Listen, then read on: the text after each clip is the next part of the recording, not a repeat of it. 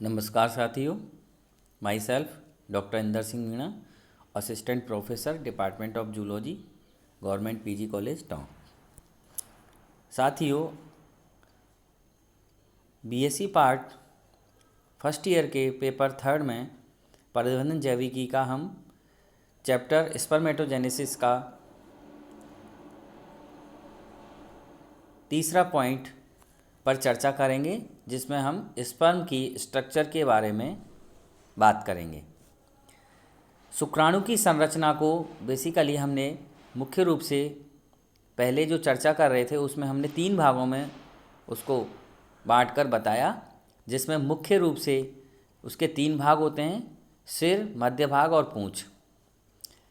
ये एक हैप्लॉइड संरचना होती है और एक परिपक्व शुक्राणु एक गतिशील युग्मक की तरह कार्य करते हैं, परंतु इनकी पूंछ बहुत ही लंबी होती है। स्तनधारी जंतुओं में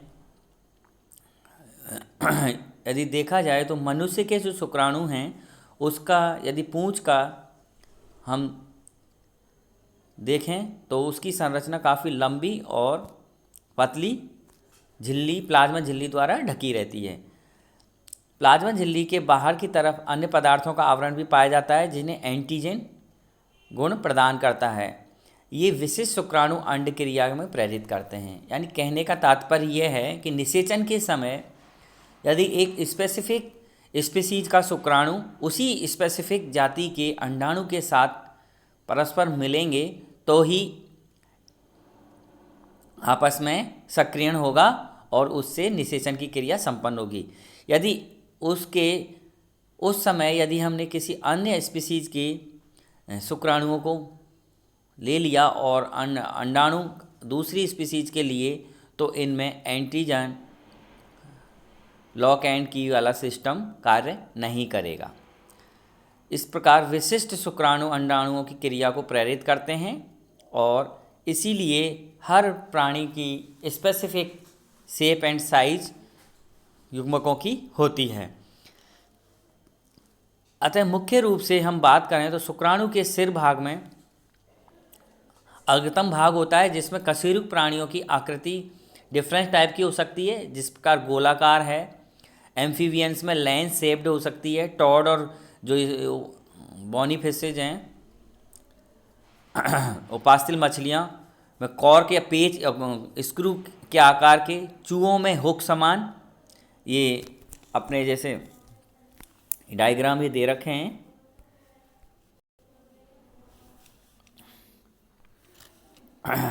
ये देखो, चूहों में आपके रैट में ये ऊपर से ब्लंट यानी हुक समान संरचना है ये, और स्पून जैसा मनुष्य में जो है आपके मैन में ये है आपका मनुष्य का चम्मच जैसा स्पून लाइक शेप्ड आकृति के होते हैं।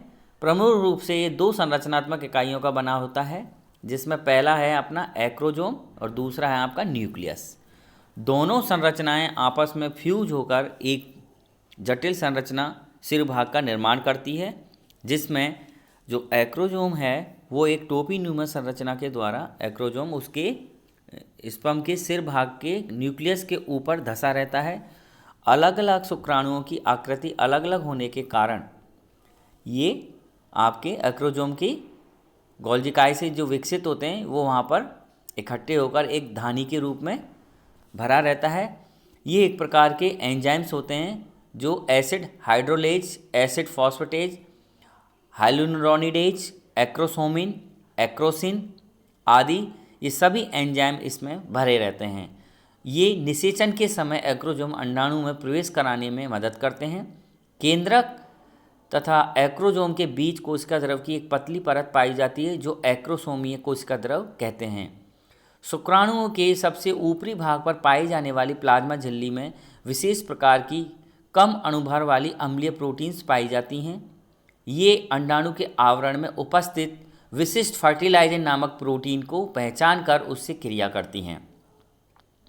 और शुक्राणु में एक्रोजोम व केंद्रक के मध्य भाग में पाए जाने वाला रिक्त स्थान परफोर्टोरियम एक्रोजोम शंकु तथा अक्षीय काय कहलाते हैं, जो निषेचन के समय एक दृढ़ एक्रोसोमल तंतु में परिवर्तित हो जाते हैं और जो वो एक एक्टिन प्रोटीन का बना होता है। यानी निषेचन के समय ये सारी प्रोटीन्स आप कन्वर्ट होकर एक बहुत ही कठोर आवरण मजबूत बना लेती हैं, जिससे कि अन्य शुक्राणुओं का उसमें एंट्री ना हो, एक पर्टिकुलर एक परमानेंट एक मेम्ब्रेन बना लेती हैं, जिससे निषेचन की क्रिया उस अंडाणु के अंदर रेगुलर संपन्न होने लग जाती है। नेक्स्ट जो दूसरा पॉइंट है इसमें शुक्राणु के अंदर न्यूक्लियस। एक्रोजोम के तैयार होने पर न्यूक्लियस एक्रोजोम के ठीक पीछे की तरफ पाया जाता है, जो सिर भाग का अधिकांश भाग बना होता है। इसकी आकृति निर्धारित करता है शुक्राणु की, और इसमें केवल केंद्रक के प्रमुख रूप से सारा केंद्रक द्रव्य, केंद्रिका आदि सभी चीज़ों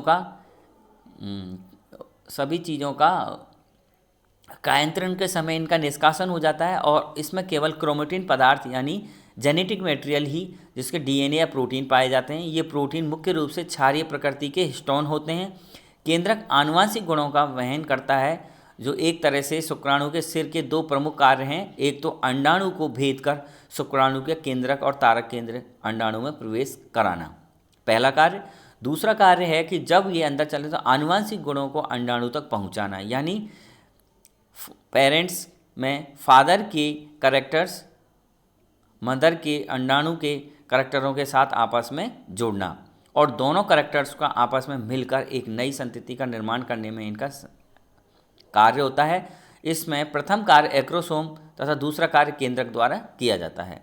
इसके अतिरिक्त शुक्राणु और अंडाणुओं का सक्रिय करता है और गुणसूत्रों के युग्म बनाने के लिए अगुणित गुणसूत्र उपलब्ध कराता है। यानी द्विगुणित कोशिका का निर्माण होने में अगुणित युग्मकों का आपस में मिलकर एक द्विगुणित कोशिका का निर्माण करते हैं, जिसे हम जायगोट या युग्मनज कहा जाता है। इसमें भी अहम भूमिका होती है केंद्रक की।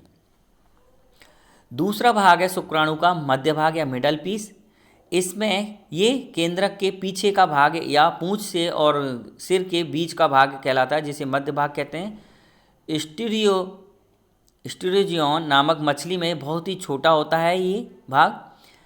इस केवल तारक केंद्र ही पाया जाता है, जबकि समुद्र अर्चिन सी अर्चिन शुक्राणु के मध्य भाग में एक माइटोकॉन्ड्रियन पाया जाता है। खरगोश के शुक्राणु में यह भाग काफ़ी स्पष्ट होता है, क्योंकि मैमल्स में शुक्राणु के मध्य भाग का ग्रीवा नेक कहलाता है, जो इस भाग में दो तारक केंद्र पाए जाते हैं, एक तो समीपस्थ और एक दूरस्थ, यानी प्रॉक्सिमल सेंट्रियोल और डिस्टल सेंट्रियोल दोनों मिलकर एक सेंटर में एक नेक भाग को बनाते हैं। दोनों तारक केंद्र एक दूसरे के 90 डिग्री पर उपस्थित होते हैं।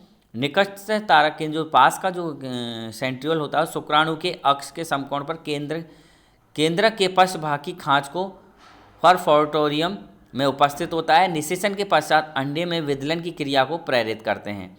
दूरस्थ तारक केंद्र निकट समीपस्थ तारक केंद्र के समकोण पर शुक्राणु की अक्षीय रेखा में उपस्थित रहते हैं। पूंछ के अक्षीय तंतुओं का निर्माण में भी ये तारक केंद्र तारक का भाग लेते हैं।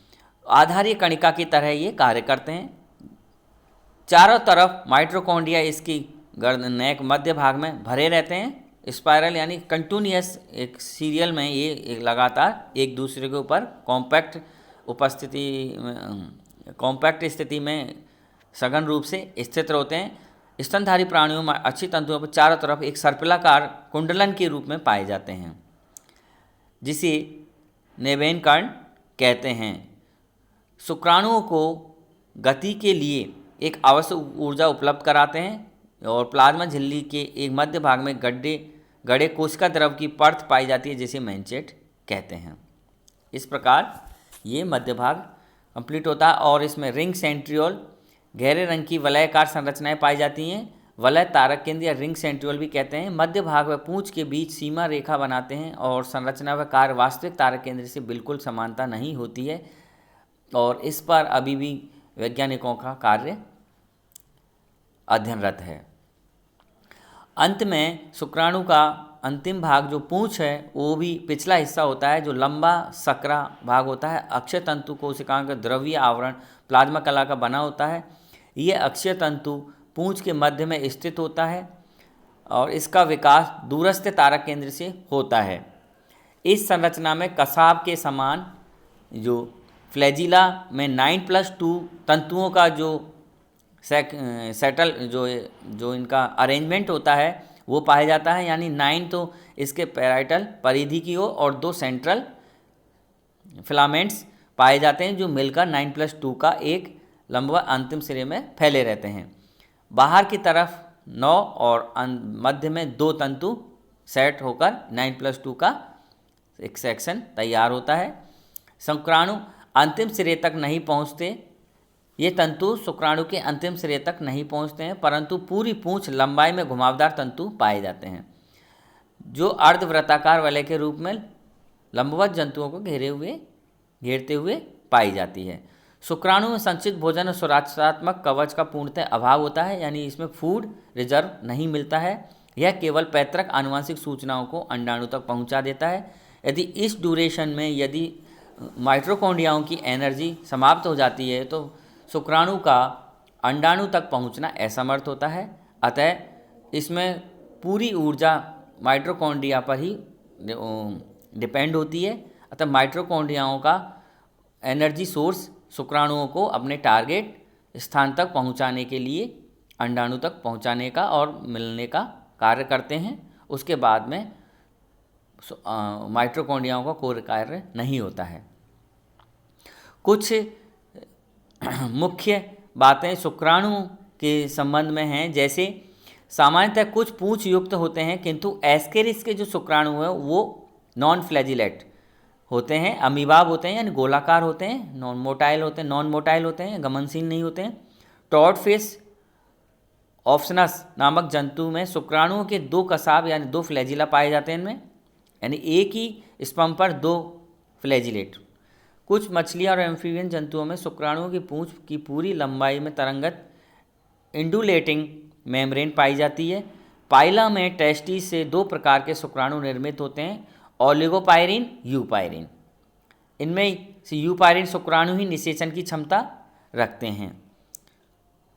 एक्टिव फेज में शुक्राणु का जीवन काल 1 से 24 घंटे तक होता है, किंतु चमगादड़ पक्षियों मधुमक्खियों में प्रजनन पथ में शांत एवं रेस्ट पीरियड अवस्था में शुक्राणु कई वर्षों तक जीवित रह सकते हैं। यानी ये स्पेशल कुछ स्पीसीज हैं जिनमें स्पर्म की जो टाइमिंग है जीवित रहने की वो कुछ वर्षों तक रहती है, क्योंकि वो रिजर्व में अपने अंदर ही सीमित करके फीमेल्स रखती हैं जो अंडाणुओं को समय समय पर ट्यूब से बाहर निकलते समय उन भरे हुए शुक्राणुओं से मादा निषेचित करते हुए निषेचित अंडों को बाहर निकालती रहती है।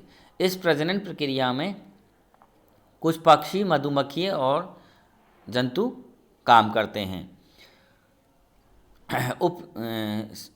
स्पर्म्स की उपयोगिताएं, जैसे अपन भली भांति अपन ने ये जाना कि शुक्राणु जनन फलस्वरूप अगुणित नर युग्मकों का और शुक्राणु का निर्माण होता है। इस क्रिया में पैतृक गुणसूत्रों की संख्या घटकर आधी रह जाती है, यानी 2n से n ही प्राप्त होते हैं। शुक्राणु जनन की गोलाकार स्पर्मेटिड कोशिका से पूंछ युक्त गतिशील शुक्राणु का निर्माण होता है जो निषेचन के लिए क्रिया को पूरा करता है। शुक्राणु जनन की क्रिया के फलस्वरूप एक प्राथमिक शुक्राणु जनन कोशिका से 4 स्पर्मेटिड कोशिकाओं का निर्माण होता है जो अगुणित कोशिकाओं के रूप में तैयार होती हैं। इस क्रिया के फलस्वरूप गुणसूत्रों की संख्या घटाकर आधी हो जाती है और निषेचन के उपरांत जातीय विशिष्ट गुणसूत्रों की संख्या बनी रहती है, यानी युग्मकों का निर्माण होते समय उस जाति के गुणसूत्रों की संख्या आधी हो जाती है और निषेचन के समय इन्हीं युग्मकों के द्वारा पुनः मिलकर निषेचन की क्रिया करते हैं और दोनों अगुणित युग्मकों का मिलने से एक युग्मनज का निर्माण होता है जो 2n कोशिका का निर्माण करते हैं और पुनः उन्हीं आनुवंशिक गुणों का वापस समायोजन होकर एक नई संतति का निर्माण होता है।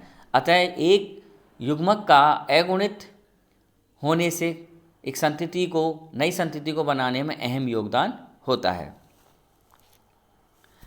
इस तरह से यदि हम एक शुक्राणु की संरचना के बारे में बात करें तो सबसे पहले इसके हेड पार्ट पर देखें तो ये एक इसका सिर भाग है। सिर भाग में सबसे पहले ऊपर एक थैलीन्यूमस संरचना में एक्रोजोम भरा हुआ है, इसके ऊपर एक प्लाज्मा मेम्ब्रेन की संरचना से पूरा कवर ढका हुआ है। अंदर इसमें न्यूक्लियस है जिसमें जेनेटिक मटेरियल है, जिसमें एन क्रोमोजोम्स की संख्या उपस्थित है। इस पूरे भाग को घेरे हुए एक संरचना है जिसे मैंचेट कहते हैं। इसमें दो मध्य भाग में यानी मिडल पीस में दो तारक केंद्र होते हैं, जिसमें प्रॉक्सिमल यानी समीपस्थ तारक केंद्र और दूसरा है आपका डिस्टल सेंट्रियोल। ये डिस्टल सेंट्रियोल दोनों ही एक दूसरे के समकोण पर दिखाई देते हैं और इसमें लगातार आपकी माइटोकॉन्ड्रिया स्पाइरल कंडीशंस में सर्पिलाकार संरचना में ये एक दूसरे पर जुड़े रहते हैं। पीछे पश्च भाग पर रिंग सेंट्रियोल यानी दूरस्थ तारक केंद्र का अंतिम सिरा है और पीछे की तरफ तीसरा भाग जो पाया जाता है वह है टेल। टेल का एक्सियल फिलामेंट जिसमें 9+2 का अरेंजमेंट पाया जाता है। परिधि पर 9 चारों तरफ पाई जाती हैं अवस्थाएं और सेंटर में 2 फिलामेंट्स पाए जाते हैं। इस प्रकार से एक स्तनधारी शुक्राणु की संरचना पूर्ण होती है। धन्यवाद।